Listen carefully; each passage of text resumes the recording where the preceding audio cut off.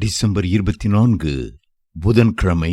இரட்சிக்கிறவர் அவருக்கு இயேசு என்று பெயரிடுவாயாக, ஏனெனில் அவர் தமது ஜனங்களின் பாவங்களை நீக்கி அவர்களை இரட்சிப்பார். மத்தேயு 1:21. பிதாவாகி தேவன் பரலோகத்தில் இருக்கிறார், சேரக்கூடாத ஒளியில் வாசம் பண்ணுகிறார். ஆனால் தேவகுமாரனாகிய இயேசுவோ உங்களுக்கு இரட்சிப்பை அருள்வதற்காக, பாவ மன்னிப்பையும் மீட்பையும் தந்தருள்வதற்காக இம்மானுவேலரானார். உன்னை இரட்சிக்கும்படிக்கு நான் உன்னுடனே இருக்கிறேன் என்று கர்த்தர் சொல்கிறார். எரேமியா 1:19. மனிதனால் மனிதனை ரட்சிக்க முடியாது. எல்லாரும் பாவம் செய்து தேவ மகிமை அற்றவர்களானதால் பரலோகத்திலிருந்து வந்த தேவகுமாரனாகிய இயேசு மட்டுமே ஒருவரை ரட்சிக்க வல்லமை உள்ளவராயிருக்கிறார். பாவத்திலிருந்தும் சாபத்திலிருந்தும் தீய பழக்க வழக்கங்களில் இருந்தும் பிசாசின் போராட்டங்களில் இருந்தும் அவர் உங்களை மீட்டு பாவ மன்னிப்பை தந்து இரட்சிப்பின் சந்தோஷத்தை அருளி செய்ய தம்மையே சிலுவையில் அர்ப்பணித்தார். வேதம் சொல்லுகிறது, அவருடைய கிருபையின் ஐஸ்வர்யத்தின்படியே இவருடைய இரத்தத்தினாலே பாவ மன்னிப்பாகிய மீட்பு இவருக்குள் நமக்கு உண்டாயிருக்கிறது. எபேசியர் 1:7.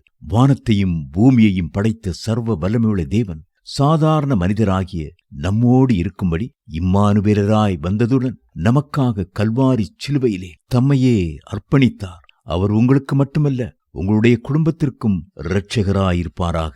வேதம் சொல்கிறது, கர்த்தராகிய இயேசு கிறிஸ்துவை விசுவாசி, அப்பொழுது நீயும் உன் வீட்டாரும் இரட்சிக்கப்படுவீர்கள். அப்போஸ்தலர் நடபடிகள் 16:31. இயேசு எப்பொழுதும் உங்களோடு உங்கள் உள்ளத்தில் இருக்கட்டும். உங்களுடைய இருதயத்தை தம்முடைய மகிமையின் வெளிச்சத்தால் நிரப்பட்டும். வேதம் சொல்கிறது, கிறிஸ்துவானவர் மகிமையின் நம்பிக்கையாக உங்களுக்குள் இருப்பதே அந்த ரகசியம். கொலோசியர் 1:27. ஒரு ஏழை ஊழியக்காரன் ஊருக்கு வெளியே ஒரு சின்ன கூடாரத்தை போட்டுவிட்டு பின்பு ஊருக்குள் வந்து, எல்லாம் வல்ல இறைவன் உங்கள் கிராமத்திற்கு வெளியே நிற்கிறார்.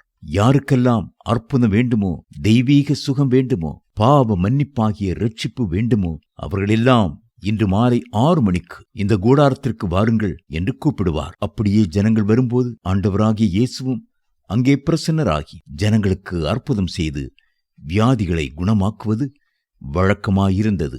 ஒரு நாள் பொறாமைக்காரர்கள் அந்த கூடாரத்திற்கு தீ வைத்து விட்டார்கள். அந்த ஊழியக்காரர் இடிந்து போய் உட்கார்ந்து விட்டார். மாலை 6 மணியானது. ஜனங்கள் வந்து விட்டார்கள். இந்த ஊழியக்காரர் ஆவியின் உந்துதலினால், தேவன் எனக்குள் இருக்கிறார், அவர் இம்மானுவேலராக என் கைகள் மூலமாக அற்புதங்கள் செய்வார் என்று சொல்லி ஒவ்வொருவருக்காய் ஜெபித்தார். அன்று மிகவும் பலத்த அற்புதங்கள் நடந்தன. தேவ பிள்ளைகளே, கர்த்தர் உங்கள் ஒவ்வொருவருடைய சரீரத்தையும் தம்முடைய ஆலயமாக்கி உங்களுக்குள்ளே இம்மானுவேலராய் வாசம் பண்ணுகிறார். உங்கள் சரீரங்களை பரிசுத்தமும் தேவனுக்கு பிரியமுமான ஜீவபலியாக ஒப்புக் கொடுக்க வேண்டும் என்று ரோமர் 12:1 கூறுகிறது.